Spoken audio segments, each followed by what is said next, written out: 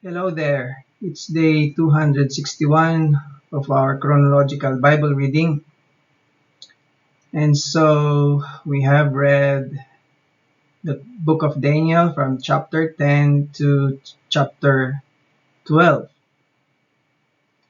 For those who would like to join our chronological Bible reading, you may visit my social media accounts, and you can find my social media accounts here in my YouTube channel. Just go to any of my uploaded videos for the chronological Bible reading, like this one, and then look for the description box at the bottom. So you'll find something like this, and then you'll see more here, right? Just click on that, see more, or show more, sorry. And then just scroll down a bit. You'll see my social media accounts there. Um, as you can see here, my Twitter account, Truth Insight _, my Instagram, Truth.Insight, and my Facebook page at Truth Insight 2020. There, you will see what book to read and what chapters. Okay. So now, let's share what we've learned.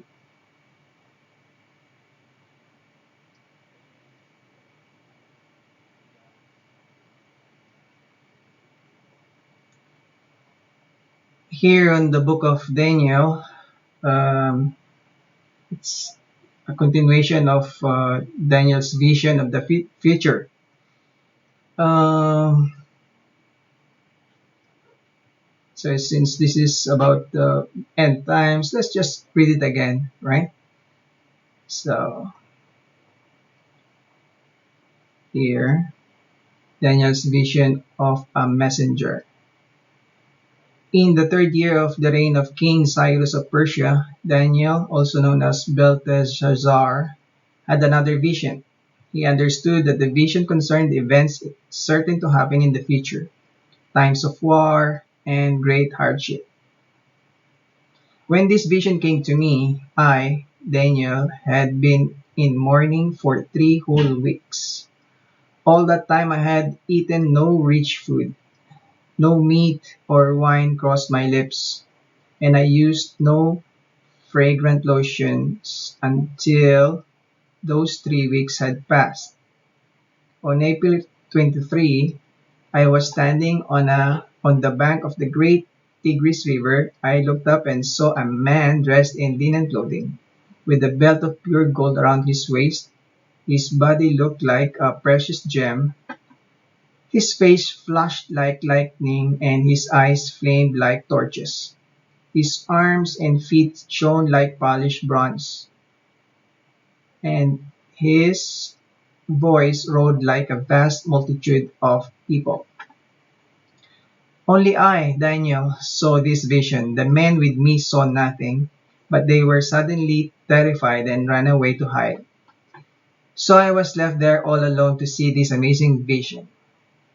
My strength left me. My face grew deathly pale, and I felt very weak. Then I heard the man speak, and when I heard the sound of his voice, I fainted and lay there with my face to the ground. Just then a hand touched me and lifted me, still trembling, to my hands and knees. And the man said to me, Daniel, you are very precious to God, so listen carefully to what I have to say to you. Stand up, for I have been sent to you. When he said this to me, I stood up, still trembling. Then he said, Don't be afraid, Daniel.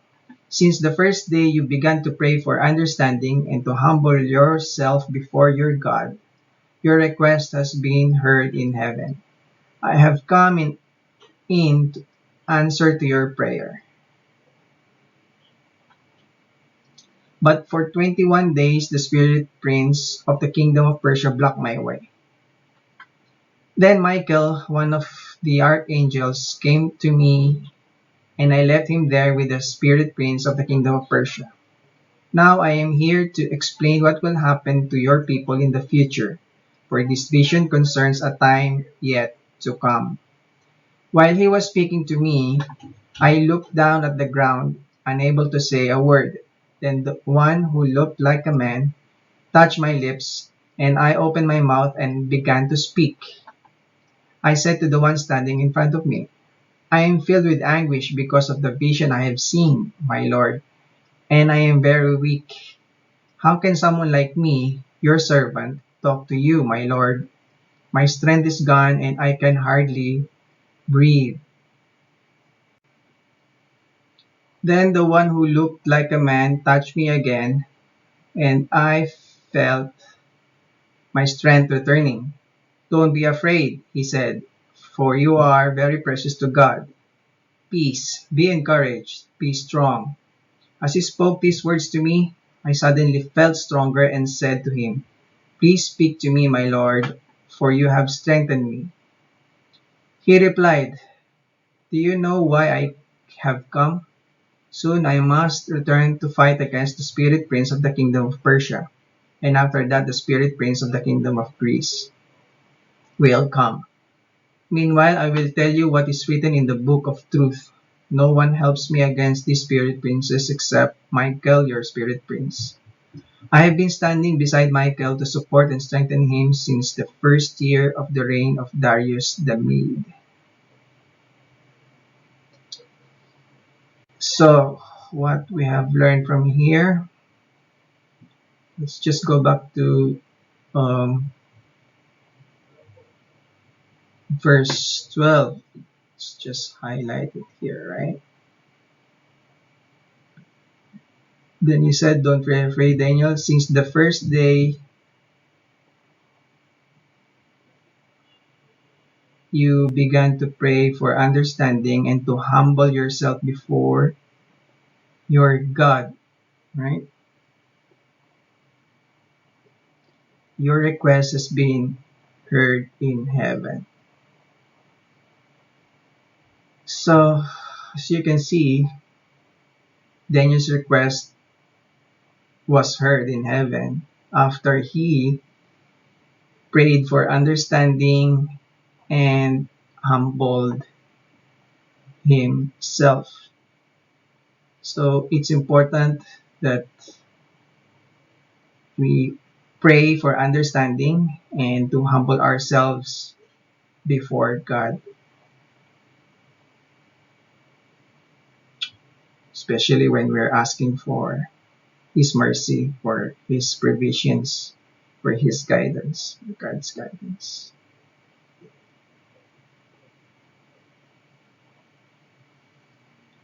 Okay, let's move on to the next chapter, chapter 11. Let's continue reading. Kings of the South and North. Now then, I will reveal the truth to you. Three more Persian kings will reign, to be succeeded by a fourth, far richer than the others. He will use his wealth to stir up everyone to fight against the kingdom of Greece. Then a mighty king will rise to power, who will rule with great authority and accomplish everything he sets out to do. But at that height of his power, his kingdom will be broken apart and divided into four parts. It will not be ruled by the king's descendants, nor will the kingdom hold the authority it once had, for his empire will be uprooted and given to others. Who could that be, right? The king of the south will increase in power, but one of his own officials will become more powerful than he and will rule his kingdom with great strength. Some years later, an alliance will be formed between the king of the north and the king of the south.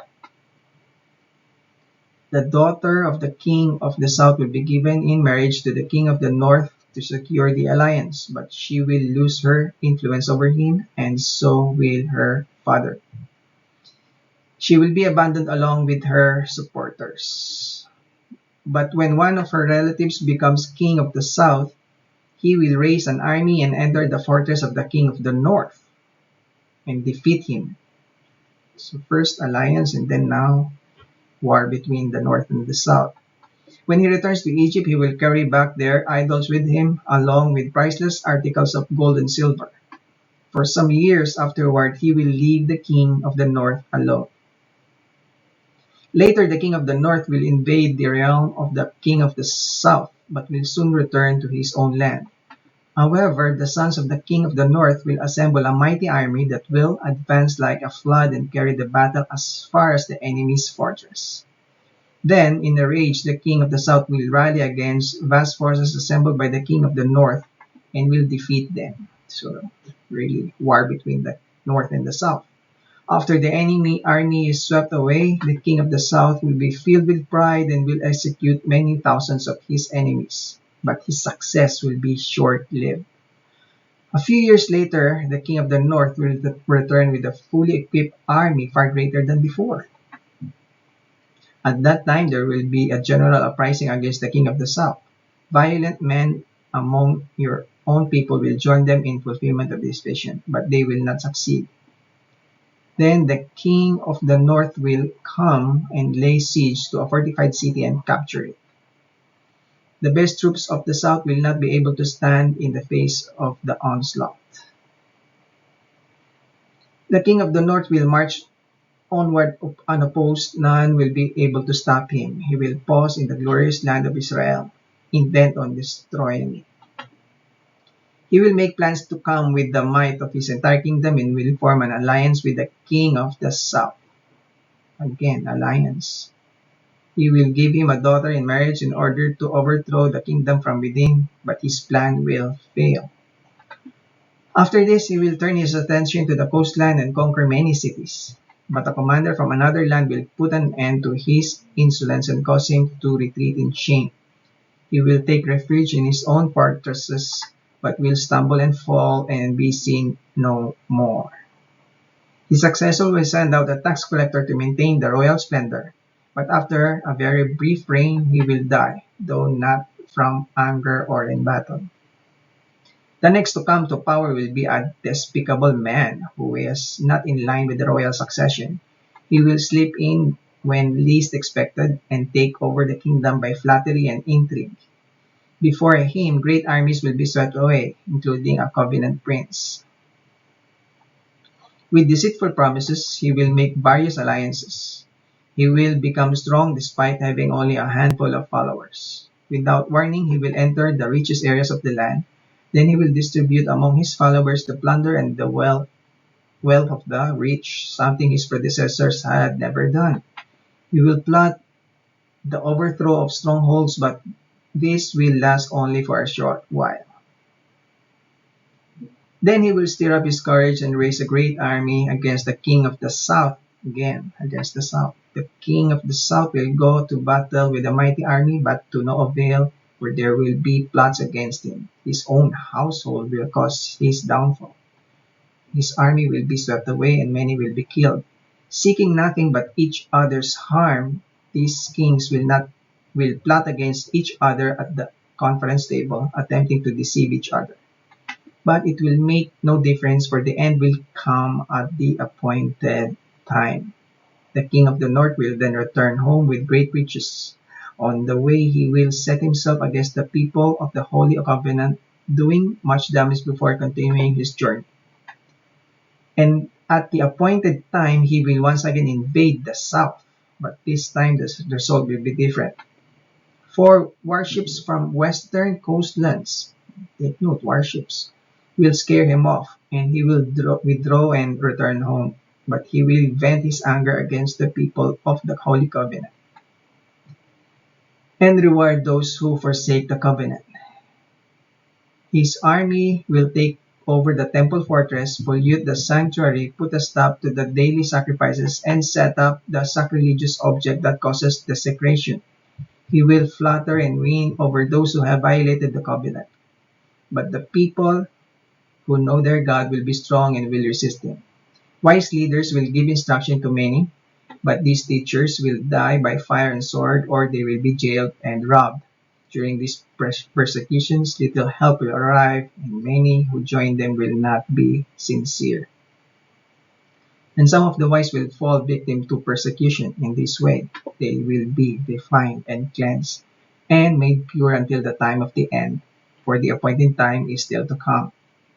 The king will do as he pleases, exalting himself and claiming to be greater than every god, even blaspheming the God of gods. He will succeed, but only until the time of wrath is completed. For what has been determined will surely take place. He will have no respect for the gods of his ancestors, or for the God loved by women, or for any other god, for he will boast that he is greater than them all. Instead of these, he will worship the God of fortresses, a god his ancestors never knew, and lavish on him gold, silver, precious stones, and expensive gifts. Claiming these foreign gods' help, he will attack the strongest fortresses. He will honor those who submit to him, appointing them to positions of authority and dividing the land among them as their reward. Then, at the time of the end, the king of the south will attack the king of the north. Again, the king of the north will storm out with chariots, charioteers, and a vast navy. No, navy. He will invade various lands and sweep through them like a flood. He will enter the glorious land of Israel, and many nations will fall. But Moab, Edom, and the best part of Ammon will escape. He will conquer many countries, and even Egypt will not escape. He will gain control over the gold, silver, and treasures of Egypt, and the Libyans and the Ethiopians will be his servants. But then news from the east and north will alarm him, and he will set out in great anger to destroy and obliterate many. He will stop between the glorious holy mountain and the sea and will pitch his royal tents. But while he is there, his time will suddenly run out and no one will help him. Now, let's just take note of this verse, like this one. Let me just highlight this. Verse 31. So his army will take over the temple fortress, pollute the sanctuary, put a stop to the daily sacrifices, and set up a sacrilegious object that causes desecration. So, yeah, take note of this.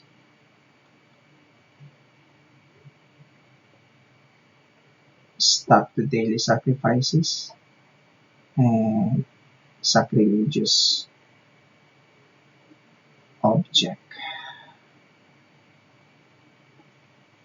Okay, let's move on to the next chapter, chapter 12. Let me just erase that one.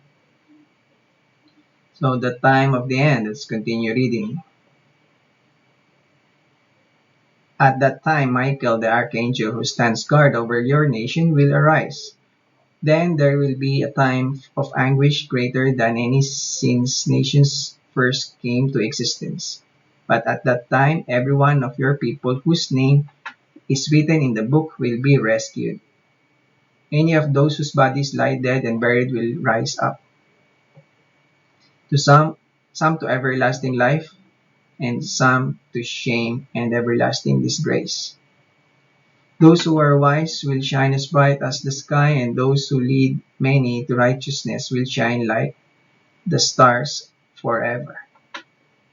But you, Daniel, keep this prophecy a secret. Seal up the book until the time of the end. Many will rush here and there, and knowledge will increase. Then I, Daniel, looked and saw two others standing on the opposite banks of the river. One of them asked the man dressed in linen who was now standing above the river. Above the river. How long will it be until these shocking events are over? The man dressed in linen, who was standing above the river, raised both his hands toward heaven and looked and took a solemn oath by the one who lives forever, saying, "It will go on for a time, times, and a half time. When the shattering of the holy people has finally come to an end, all these things will have happened." I heard what he said, but I did not understand what he meant. So I asked, "How will all this finally end, my lord?" But he said, "Go now, Daniel, for what I have said is kept secret and sealed until the time of the end. Many will be purified, cleansed, and refined by these trials, but the wicked will continue in their wickedness, and none of them will understand. Only those who are wise will know what it means. From the time the daily sacrifice is stopped and the sacrilegious object that causes desecration is set up to be worshipped, there will be 1,290 days. And blessed are those who wait and remain until the end of the 1,335 days. As for you, go your way until the end. You will rest, and then at the end of the days, you will rise again to receive the inheritance set aside for you." So that's the end of chapter 12. So as you can see here, um, Daniel was told, "Go your way until the end. You will rest, and then at the end of days, you will rise again to receive the inheritance set aside for you." That's the resurrection of the dead during the end times, right? So it will just scroll back up.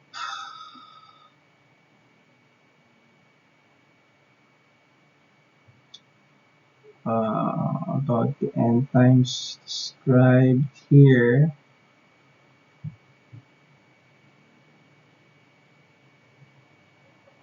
Here,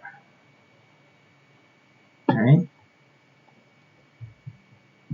Many of those whose bodies lie dead and buried will rise up. That's the resurrection of the dead. All of them. Some to everlasting life, so they go to heaven, and some to shame and everlasting disgrace. Well, that's hell. Those who are wise will shine as bright as the sky, and those who lead many to righteousness will shine like the stars forever. So these are the ones that will go to heaven, right? But notice that there's this difference, right? So both in heaven, but those who are wise will shine as bright as the sky. It's one level. And then another is those who lead many to righteousness will shine like stars forever.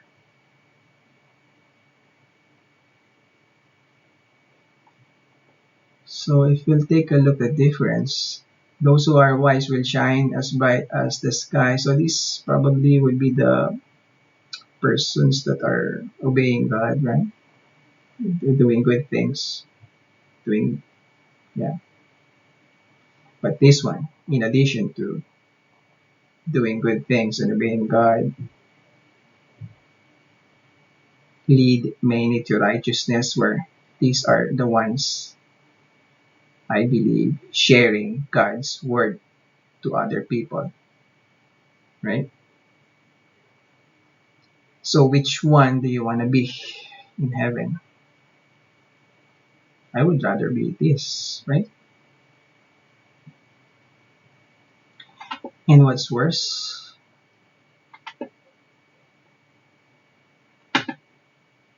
do you want to be here, some to shame and everlasting disgrace? Do you want to be there? I don't think so, right?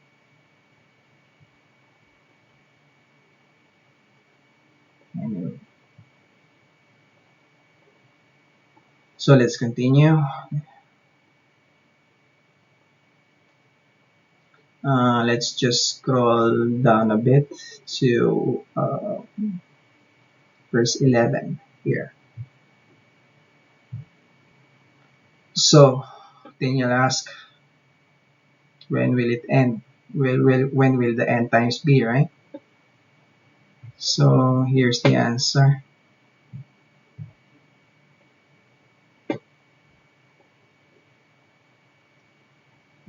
From the time the daily sacrifice is stopped and the sacrilegious object that causes desecration is set up to be worship. That's the same as in the previous chapter, right? There will be 1,290 days.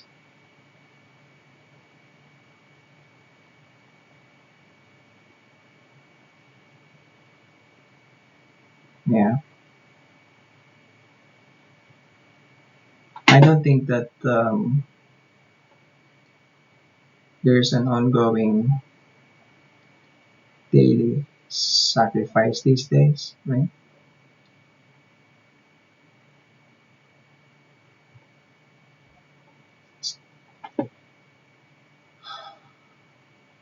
Yeah, since the temple was destroyed in Jerusalem, the Jews cannot sacrifice any animals there anymore. The temple was destroyed about 70 AD, as far as I can remember. But this one, sacrilegious object set up to be worshipped. What is that? I don't know. I don't really know. Nobody knows. Could be anything. Could be any idols that people are having in their hearts or in their minds. What are the idols? Like the things that they give important to these days, like the internet is very important, Facebook, right? And some still worship real idols. Real idols. They worship if they want to touch it, right? Even during these days, during pandemic, they want to go to the church and touch that idol. And that idol is actually a replica of a burned idol. Imagine a replica of a burned idol. And they want to touch it for whatever reason. Anyway, that's all for today. See you again next time.